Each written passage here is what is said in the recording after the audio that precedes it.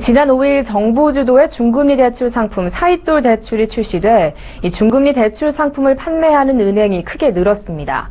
그동안 중금리 대출 시장은 지난해부터 시중은행의 모바일 은행과 저축은행 그리고 P2P 금융 등이 치열한 각축을 벌여왔는데요. 지난 1년간의 업권별 중금리 대출 성적을 김성훈 기자가 취재했습니다. P2P 금융업체들의 등장으로 지난해부터 중금리 대출 시장은 은행, 저축은행, P2P 금융의 3파전이 됐습니다.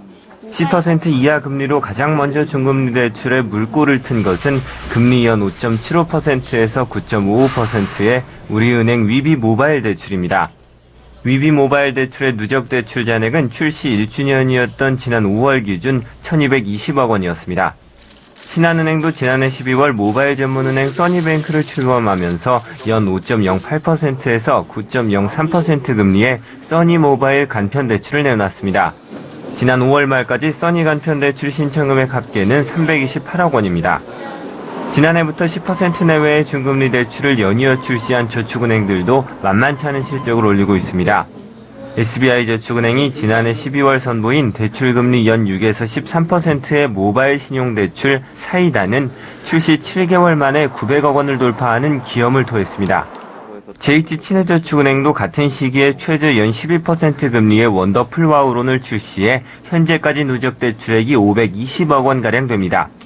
리스크 관리에서도 우리은행 위비 대출이 3.3%의 연체율을 보이고 있는 반면 사이다와 원더풀 와우론의 연체율은 제로를 기록해 저축은행의 중금리 대출 노하우가 10분 발휘되고 있다는 평입니다.